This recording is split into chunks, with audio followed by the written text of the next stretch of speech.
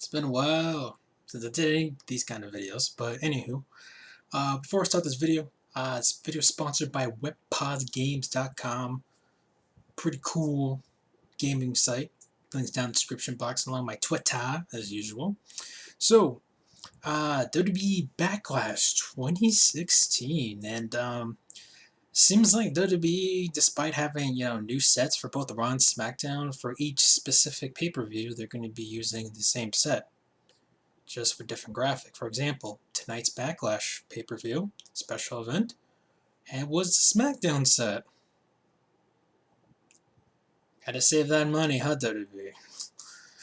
Anyways, I know you guys should know by now. I don't usually go with the pre-show stuff, and I'm mainly making this video for the ending of Backlash, so I'm gonna go real quickly with the rest of the stuff. For example, first match of the night was a 6-patch challenge for WWE Smackdown. God, I could.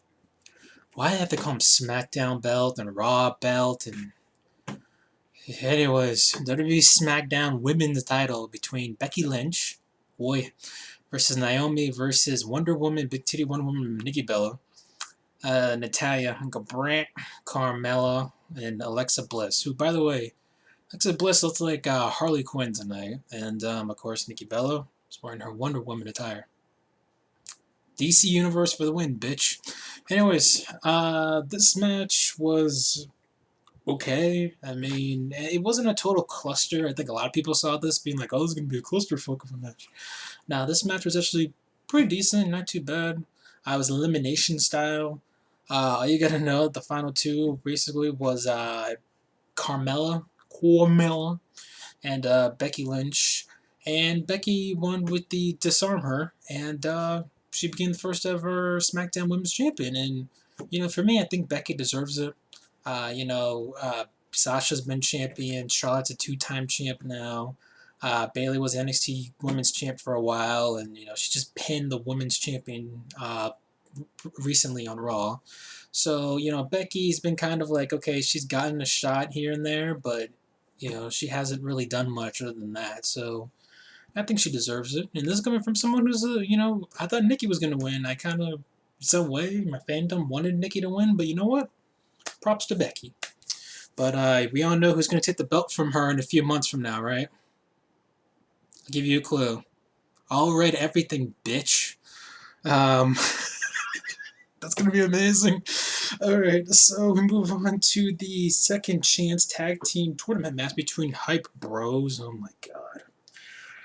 I know Mojo Rawley is friends with my boy Rob Gronkowski, but get out of here.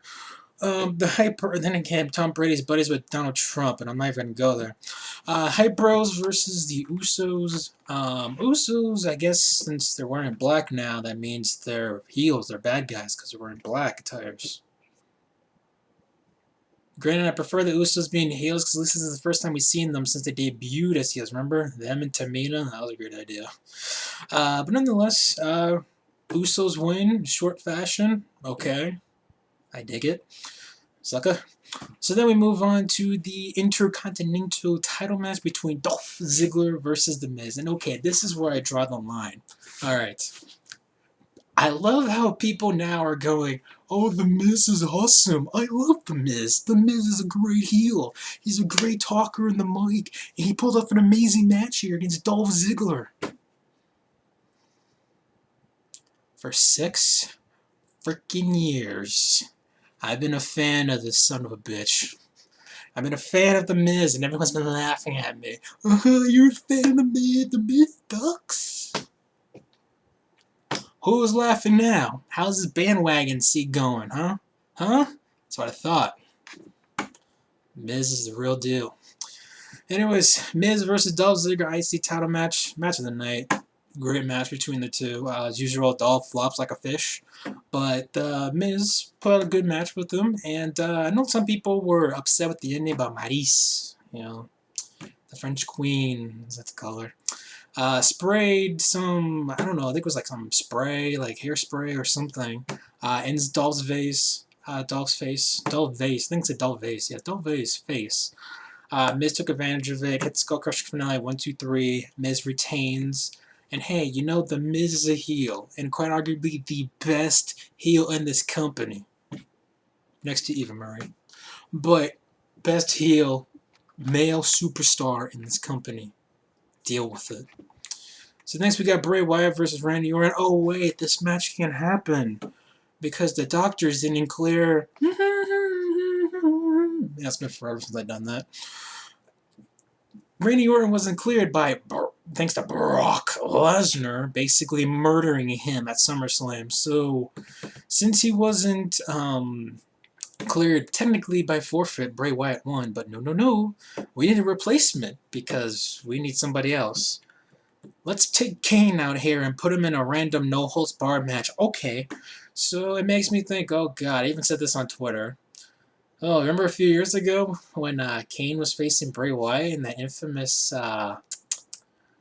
Ring of Fire match at SummerSlam? Now, granted, the match wasn't that great, as you could probably guess, but they needed to fill it with something. I guess is the best they could have came up with. And since it was no hold bar, which obviously means no disqualification, so that meant he hit an RKO out of nowhere on Mr. Bray Wyatt. Kane wins, LOL. Bray Wyatt's done. Alright, I'm done with Bray Wyatt. Son of a gun can never win. Oh my god. It's too bad because his gimmick is like gold, but. Oh god. So then we move on to the tag title tournament finals between the Usos versus Rhino and Heath Slater. Now, I was iffy about who could possibly win because Rhino apparently is running because he's a Republican, lol. He's running for, like, Congress for Michigan, and, like, obviously Heath Slater's over as hell, and he still has his free agent gimmick, and they just turned the Usos heel. So I'm thinking, okay, maybe the Usos will win. They could fight for, like, 900 more matches with American Alpha. But no, this match was okay, not too bad. Heath Slater was over as a hell, woke up the crowd up. And the first ever Smackdown Tag Team Champs go to Heath Slater and Rhino. So the free agent gimmick is over. Remember that, you know, if he had won, Shane said that he would have got a SmackDown contract. He has a SmackDown Live contract. And I don't expect them to be champions long because remember, Rhino has an election going on. And I don't know if Rhino would win, but hey, remember, just as Buddy Ventura was governor, so anything can happen, folks. So then we go on to the main event for the WWE Championship match between AJ Styles, the boy, as AJ Styles like to say, the face that runs the place, boy, versus Dean Ambrose. Now, alright, I think we could all agree that Dean Ambrose is the worst freaking former Shield member world champion ever. Okay, I don't want to hear this crap about Roman Reigns or Seth Rollins, because at least those guys, you felt like they had passion and you looked at them and you said, okay, I can see this as a main event match. I can see them as a world champion. This is the WWE title, guys. I don't care about the Universal title. This is the main belt, in my honest opinion. This is the company belt. This belt's been going on forever. Even though they just made this belt a few years ago, but you get my point. And Dean Ambrose, to me, is not a world champion. He's a good,